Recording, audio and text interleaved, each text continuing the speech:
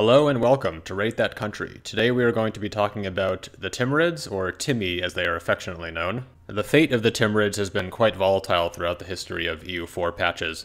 In the current state of the game, I'd say that in most, if not all games, I see them survive and go on to blob pretty aggressively, but it was definitely not always that way.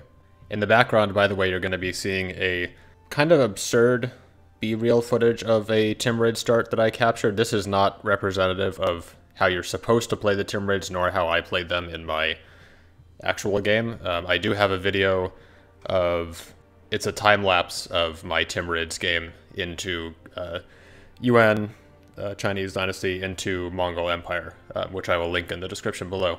So the Timurids were, by most accounts, the last, what is known as pre-gunpowder, quote-unquote global empire. At their height, Timurids covered a lot of Asia. I actually once saw at the title of a kind of pulp fiction novel from like the 50s or the 60s called Tamerlane, when Europe was just a province of Asia. Although I don't know actually how close Tamerlane himself got to conquering anything in Europe. But that's kind of beside the point, because at that time, Europe indeed was not really a center of global power in the way that the Islamic world was. Timur's descendants actually founded the Mughal Empire, as you may know.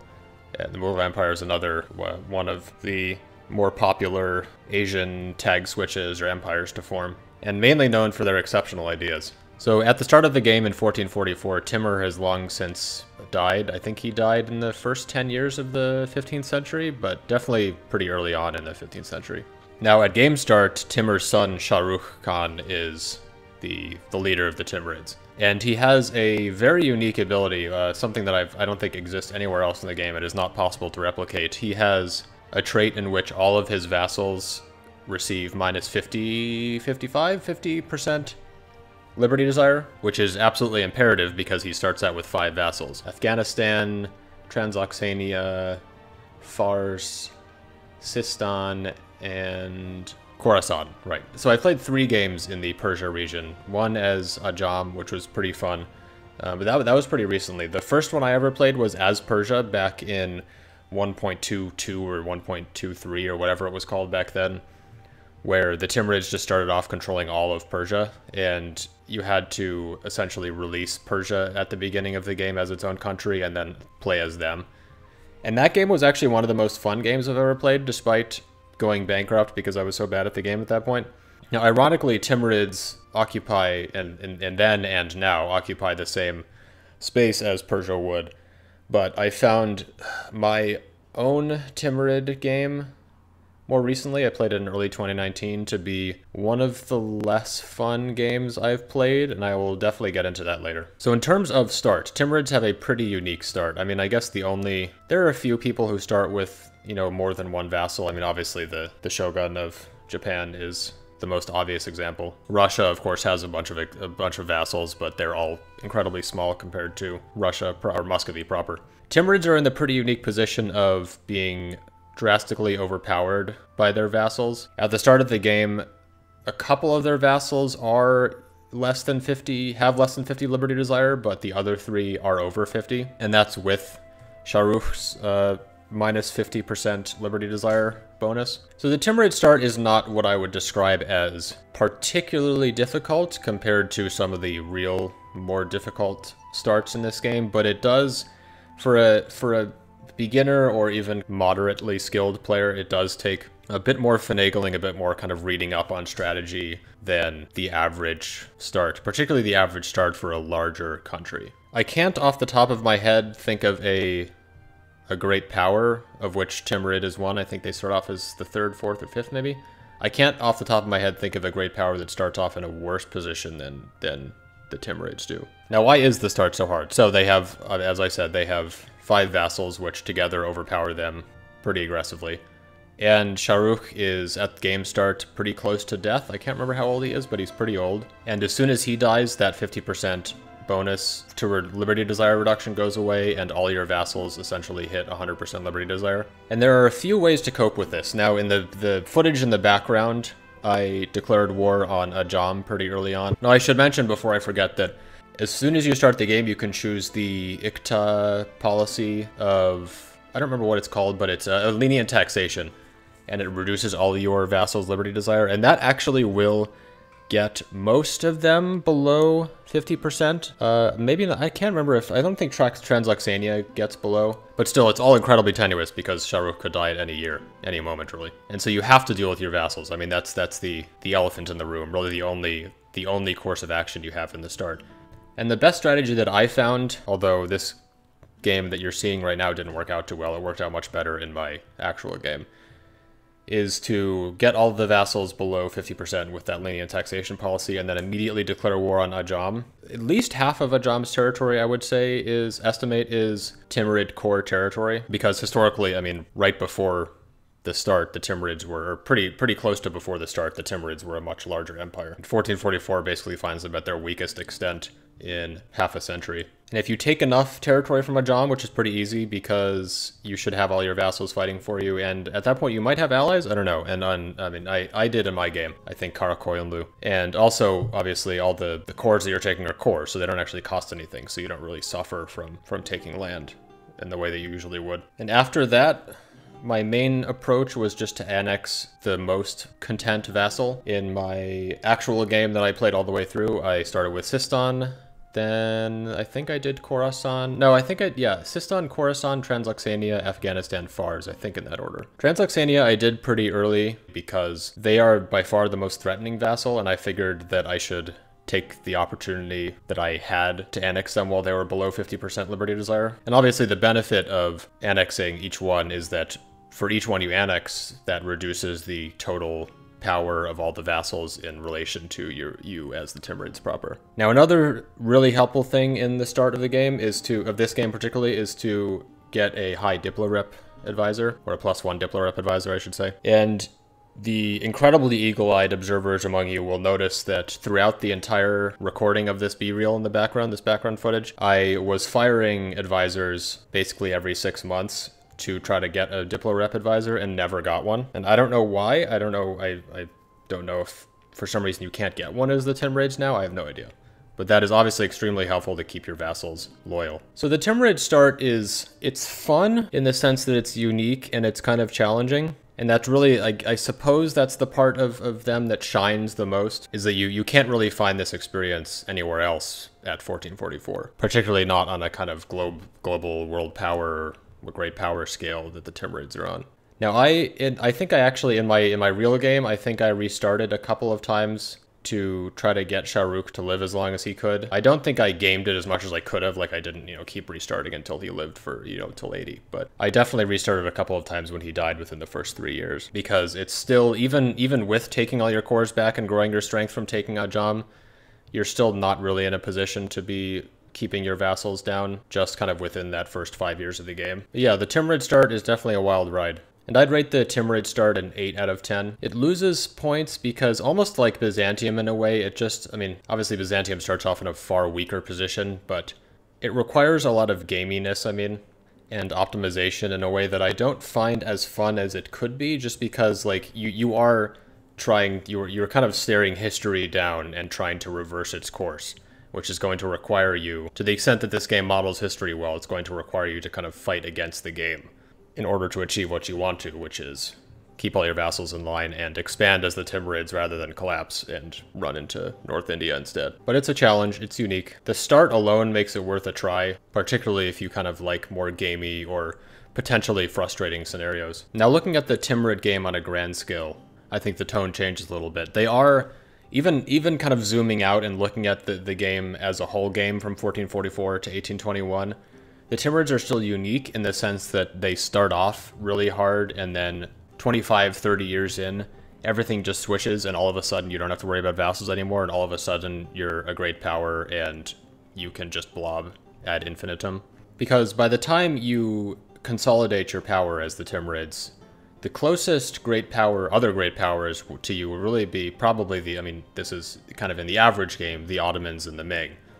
There's likely to be some powers in India, perhaps Bahmanis as a great power, but between the Middle East and North India and Central Asia, you have a lot of pretty quick and open expansion routes, which sounds good, except by the time you hit that, which is pretty pretty soon into the game, 25 years, 30 years, whatever it takes you, depending on how skilled you are, you're basically set to just blob for the rest of the game. There's no, in my experience, kind of natural development of rivalries starting off as, you know, a medium, small to medium power, then growing out of that and finding that there's a medium to large power just over the river that you're going to rival this time, and then you finally take them over, and then kind of just over the next river there's, you know, the Ottomans or Ming or something, and you're going to have that kind of be the final boss. And the Ottomans and the Ming are certainly still there, and certainly challenging for all but the most skilled players. But if that's the only challenge after, even being generous, the end of the 1400s, that doesn't really make for what I see as a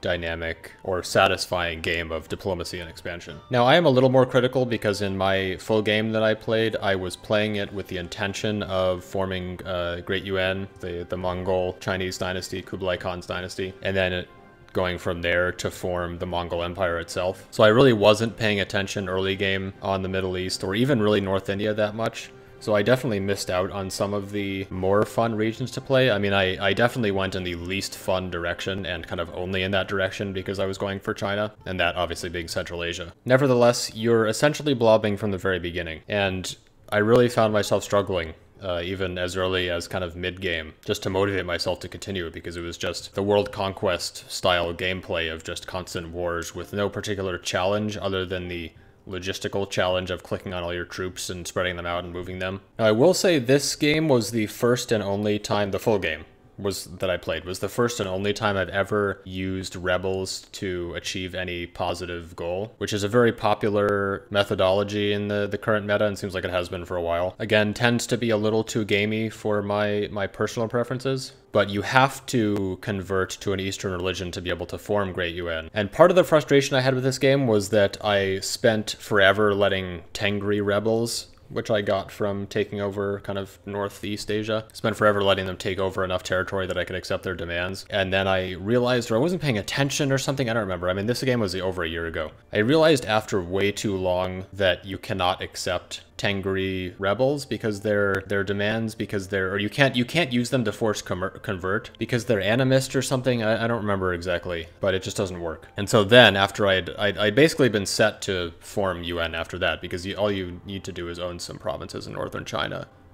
and be the correct religion, and then defeat China for the mandate of heaven. And so I was set, but then obviously Tengri didn't work, so I had to eventually get some Confucian rebels.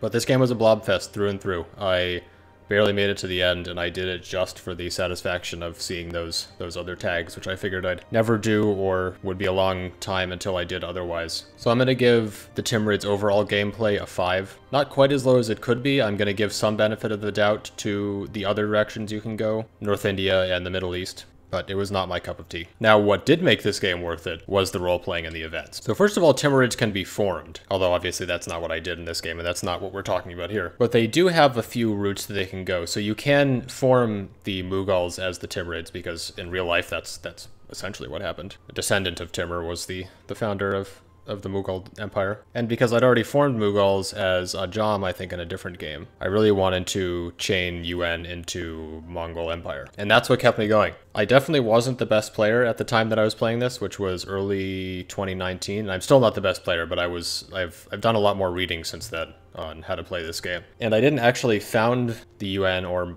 Mongol Empire until early to mid 1700s. Which is really late. I mean, I think one could, even a kind of moderately skilled player could do it 100 years earlier than that. But two of the reasons that I was delayed was, one, the whole Tengri situation, and two, the issue with forming UN is that you have to take on the Mandate of Heaven, which is not a good mechanic for expansion. So I decided early on that basically I was going to take all the provinces required both for UN and Mongol Empire, and then just form UN and then Mongol Empire basically on the same day, which is exactly what I did. And that was definitely the light at the end of the tunnel that kind of kept me going through 300 years of blobbing and general kind of repetitive gameplay that, to be quite honest, really didn't involve any diplomacy. And there is some pure role-playing fun in just kind of trying to rewrite history and seeing what would happen if you can, in the start, take back Timurid lands from the vassals, kind of centralize your power again. And there's also a prominent event in the Timurid timeline featuring Ulugh Begs. I think it's like in which you can construct or maybe do automatically construct. I don't know if you have a choice. Ulugh Begs Observatory. So the capital of the Timur's capital, at least, of the Timurid Empire, although not by the time this game starts, was Samarkand, which was one of the hubs of scientific study, research, knowledge, what have you, in the pre-modern world, particularly the pre-modern Islamic world. Now, that observatory was built just as much, if not more, for astrology than what we would think of as modern-day astronomy. But in the time, astrology was far more important than what we would now call astronomy, and also did include many aspects of astronomy. They did study the planets, just for kind of a different reason than we did. Anyway, I personally think the history of Samarkand, and particularly the scientific community in Samarkand, is really interesting, so it makes me really happy that you can represent Samarkand's scientific astrological advancements. But again, there's no feeling of natural progression in the Timurid game, and that feeling bleeds onto the role-playing as well, because there's really nothing to do as the Timurids but just blob and blob, which does not a fun role-playing game make. So I'm going to give the Timurids a pretty hard 6 for their role-playing and events. The potential for tag switches, and all interesting tags as well. I mean, there's not a boring, at least historically, there's not a boring tag amongst the Mughals, Yuan, Mongol Empire.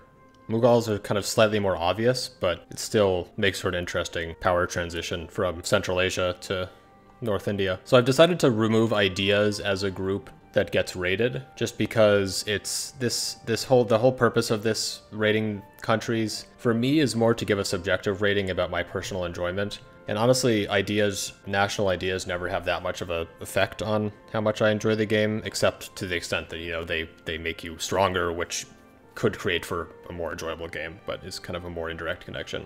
But some highlights of the Timurids' ideas. They have +1 land leader shock in their traditions, which is really good. I mean, a leader pip is, you know, one of the stronger ideas one can get. They have +10% of morale of armies kind of halfway through, and then their ambition is +5% discipline. So those make for a pretty good combination. And then there's also +10% shock damage, which is great, particularly early game with Cav. So yeah, that's about it. Each of these videos so far, and probably will continue for a couple more, each of them have been somewhat experimental in terms of their structure. I mean, I feel like I've had different categories for each video. Eventually, I'd like to homogenize them, but I'm still kind of working things out, so if you have any thoughts, let me know. But yeah, as you probably gathered, I'm not the biggest fan of the Timurids. There are some aspects of them that are cool, like they're an easier, slightly more newbie-friendly way of establishing things like the Mughal Empire and Great Yuan, although I guess their start's not particularly newbie friendly, but I chose them because I'd rather play as them than start as a horde, because I'm still kind of, even with 1,000 hours into the game, I'm still kind of terrified of playing as hordes. I mean, I just don't really know how to do it. And their start is definitely a highlight. If you like having situations in this game that can be kind of frustrating, kind of really gotta work hard to not lose. But once the Timurid ball starts rolling, it never really stops. And in my opinion, you're better off playing one of the many far more interesting characters, nations in this area. Whether you're playing in the Middle East, I had a lot of fun in my Ajam game, or Northern India. I had a lot of fun in a Delhi game that I played as well. Bamani's was fun. I mean, really anyone in India is pretty fun these days. And if you feel comfortable playing as hordes, there's a more direct way of achieving Great Yuan into Mongol Empire, which is Oirat, which is probably the easiest way to do it if you know how to play hordes, if you're competent in that. So yeah, thanks for watching. If you guys have any thoughts on Timmy, please let me know in the comments. I'm sure not everyone agrees with me. I'm making videos again, so please look forward to more of these and other videos series in the near future. See you guys soon.